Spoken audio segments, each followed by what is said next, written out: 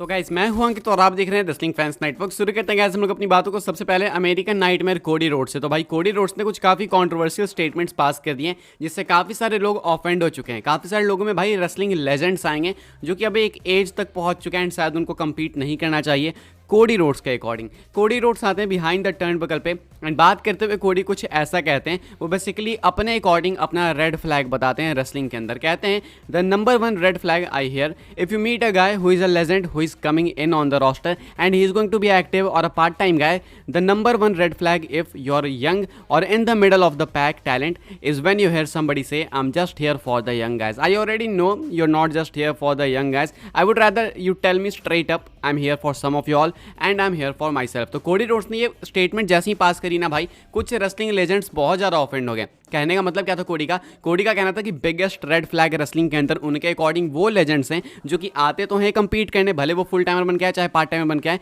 वो आते हैं एंड उसके बाद क्लेम करते हैं कि हम लोग जो हैं आए हैं यंग टैलेंट्स को ओवर करने, यानी कि यंगर टैलेंट से कम्पीट करने हम लोग आए ताकि उनका भला हो सके। मुझे पता है कि तुम सिर्फ उनका भला करने नहीं आए हो, सच्चाई तो ये है कि तुम सिर्फ अपने लिए आए हो एंड एक दो कुछ चंद टैलेंट्स होंगे जिनका तुम भला करना चाहते हो, लेकिन ऐसा मत कहो कि तुम सारे यंग टैलेंट्स के लिए आए हो, तुम अपने लिए आए हो। सच्चाई यही है एंड इसको स्ट्रेट अप बोलो ना भाई, सीधा सीधा। तो कोडी का साफ कहना है कि जो टैलेंट्स आई मीन लेजेंड्स ऐसा क्लेम करते हैं कि हम यंगर गाइज के लिए आए हैं, इन टैलेंट्स को ओवर करने आए, तो वो झूठ बोल रहे हैं। असलियत तो ये है कि वो अपने लिए आते हैं एंड आई डोंट थिंक कोडी गलत भी कह रहे हैं। मतलब एंड ऑफ द डे सब पैसे के लिए ही आते हैं, इसमें गलत भी कुछ नहीं है। बट हाँ, फिर अगर आप ऐसा पोर्ट्रे करो कि नहीं नहीं मैं तो सेल्फलेस हूँ, मुझे फर्क नहीं पड़ता पैसों से, तो ये थोड़ी झूठ वाली बात हो गई। तो कोडी रोड्स वही कहते हैं, बाकी लोग इसको अपने अपने ऊपर ले रहे हैं। कुछ लोग सीएम पंक पे फेंक रहे हैं कि सीएम पंक को बोल रहे हैं, लेकिन ऐसा नहीं है भाई। सीएम पंक ने एडब्ल्यू के अंदर खुद कहा था कि मैं अपने लिए भी वापस आया हूँ, तो सीएम पंक पे कोई शॉट नहीं है, लेकिन ऐसा लोग कह रहे हैं। बाकी जेरिको ने भी भाई अपने ऊपर ये बात ले ली, क्रिस जेरिको ने कुछ शॉट्स लिए कोडी रोड्स पे एडब्ल्यू डायनामाइट में। तो ये सारी चीज़ें अभी चल रही हैं करेंटली। कि आप अग्री करते हो कोडी का ओपिनियन से, कॉमेंट करके बताना जरूर से।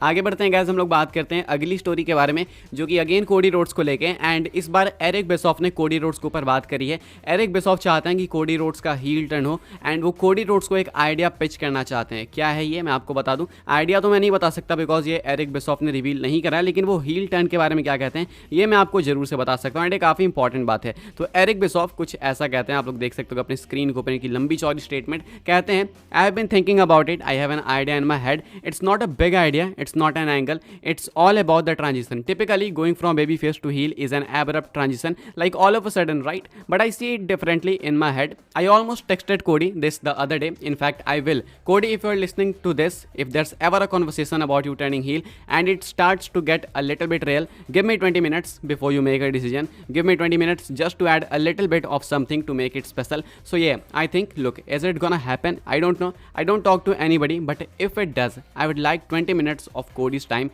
If he turns, I've got a little something and it's so subtle, but it would be so effective. तो यहाँ पे इनका साफ साफ कहना है कि ये चाहते हैं कि कोडी रोड्स हील बने। इनफैक्ट इन्होंने एक बार कोडी को टेक्स्ट करने की कोशिश भी करी थी, लेकिन फिर ये रुक गए। बट कहते हैं कि मैं करूँगा, टेक्स्ट करूँगा। एंड कोडी, अगर तुम मेरी बातों को सुन रहे हो तो ध्यान से सुनो। मैं चाहता हूँ कि तुम हील बनो, तो बिलीव मी, जब भी तुम हील बनोगे तो मैं तुमको एक अच्छा आइडिया पिच करूँगा, बट उसके लिए तुम्हें मुझे 20 मिनट्स देने पड़ेंगे। जब भी कभी बात हो तुम्हारे हील टर्न की एंड तुम्हें लगे कि हाँ अब ये चीज़ होने वाली है, तो ज़रा मुझे एक मैसेज डाल देना। मैं तुमसे 20 मिनट तुम्हारे लूँगा एंड तुम्हें एक आइडिया पिच करूँगा। बहुत बड़ा मैसिव आइडिया तो नहीं है, लेकिन हाँ एक ऐसा आइडिया है जो कि तुम्हें पसंद आ सकता है एंड एक्चुअली इम्पैक्ट क्रिएट कर सकता है। तो एक सटल आइडिया लेकिन इम्पैक्टफुल आइडिया हो सकता है, ये कहना है एरिक बिशॉफ का। कहते हैं कि मैं ये नहीं कहने वाला कि तुम्हारा कैरेक्टर ऐसा होना चाहिए वैसा होना चाहिए, मैं सिर्फ बताऊंगा कि किस तरीके से बेबी फेस से हील की तरफ ट्रांजिशन लेना है, यानी कि किस तरीके से वो जो बीच का पीरियड होगा बेबी फेस से हील में जाने का, वो वाला पीरियड किस तरीके से बुक करना है डब्ल्यूडब्ल्यूई को, ये उसको पिच करेंगे। तो ये कुछ कहना है एरिक बिशॉफ का।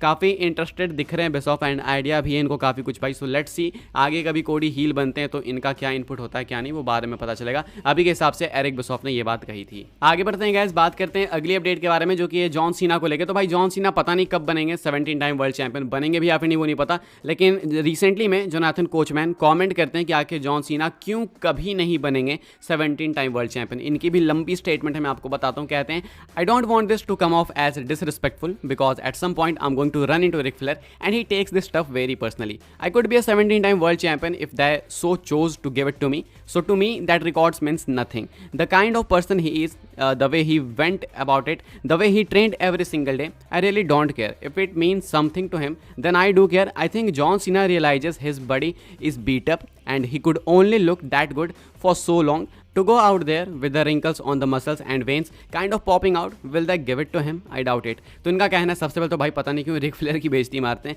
कहते हैं कि देखो भाई मैं रियली केयर नहीं करता इस बात की कि रिक फ्लेयर 17 टाइम या 16 टाइम चैंपियन है, कुछ भी हो, मैं उस चीज़ की बिल्कुल केयर नहीं करता बिकॉज ये WWE के ऊपर था. अगर वो मुझे चुनते तो मुझे भी 16 टाइम चैंपियन 17 टाइम चैंपियन बना सकते थे, तो मैं उसकी केयर नहीं करता. उनके लिए अगर ये चीज़ मैटर करती है तो then yes I respect that. बात आती है जॉन सीना की. इनको लगता है कोचमैन को कि जॉन सीना को बहुत अच्छे से समझ आ चुका है कि उनकी बॉडी अब इतना प्रिपेयर्ड नहीं है भाई कि वो इतनी बीटिंग ले सकें, वर्ल्ड टाइटल पिक्चर में घुस के इतना कंपीट कर सकें. एंड ये जॉन सीना को भी रियलाइज हो चुका है, ऐसा कहना है कोचमैन को. तो उनके हिसाब से जॉन सीना जब उतना कर ही नहीं सकते तो इनको 17 टाइम वर्ल्ड चैंपियन बनाना ही क्यों. एंड इनको डाउट है कि शायद जॉन सीना कभी भी 17 टाइम चैंपियन नहीं बनेंगे. क्या आपको लगता है कि सही में ऐसा हो सकता है? क्या आपको लगता है कि जॉन सीना नहीं डिजर्व करते हैं 17 टाइम चैंपियन बनना बिकॉज अब उनकी हेल्थ पहले जैसी नहीं है? कमेंट करके बताना जरूर से. आगे बढ़ते हैं गाइस, बात करते हैं अगली अपडेट के बारे में जो कि डोमिनिक मिस्टीरियो को लेके. डोमिनिक ने रिएक्ट करा है बडी मैथ्यूज एंड रिया रिप्ली की वेडिंग पे. एक्चुअली में इनकी वेडिंग हो चुकी है, मैंने आपको सुबह बताया.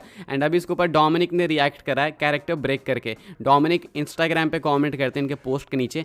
एंड देख लो भाई यहाँ पे सिंपल ब्लैक हर्ट्स है एंड ये हाथ वाली इमोजी है, यानी कि खुश है इस चीज़ से. डोमिनिक भी सेटिस्फाइड दिख रहे हैं. अभी के हिसाब से कैरेक्टर ब्रेक करा डोमिनिक ने. अब या तो डोमिनिक इसलिए खुश हैं कि भाई हाँ इनकी रियल में शादी हो गई, नहीं तो अगर कैरेक्टर में खुश हैं तो इसका मतलब ये है कि ये सोच रहे होंगे कि चलो अब तो ठीक है भाई, अब मैं लिव मॉर्गन के साथ जा सकता हूँ. ये भी हो सकता है. बाकी डोमिनिक ने ये कुछ रिएक्ट करा, आई बिलीव कैरेक्टर ब्रेक करके ही करा है. खैर आगे बढ़ते हैं गाइस, हम लोग बात करते हैं अपनी नेक्स्ट एंड फाइनल स्टोरी के बारे में जो कि ट्राइबल चीफ रोमन रेंस को लेके.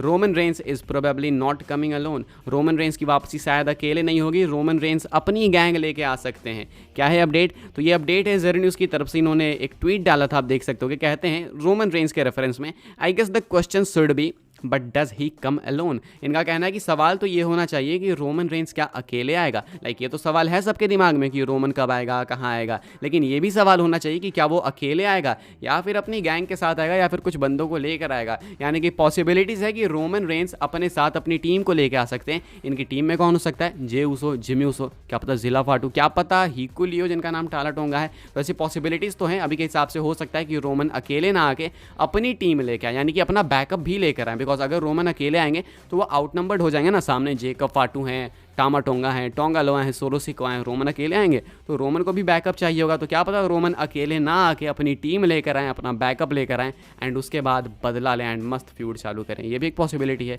फिलहाल गाइस इस वीडियो के लिए बस यही कुछ अपडेट्स थी. आई होप सो आपको इन्फॉर्मेशन मिली हो तो वीडियो को लाइक करें, शेयर करें, सब्सक्राइब करें चैनल को, ताकि आने वाले टाइम के अंदर आपको और भी ऐसी WWE की न्यूज़, रूमर, अपडेट सब कुछ टाइम टू टाइम जानने को मिलते रहे. फॉलो कर सकते हैं आप लोग मुझे इंस्टाग्राम एंड ट्विटर पर, लिंक आपको मिल जाएगा डिस्क्रिप्शन में. ज्वाइन कर सकते हैं व्हाट्सएप चैनल को, उसके भी लिंक है डिस्क्रिप्शन में. मिलते हैं अपनी नेक्स्ट ऑफर काफ़ी इंटरेस्टिंग वीडियो में.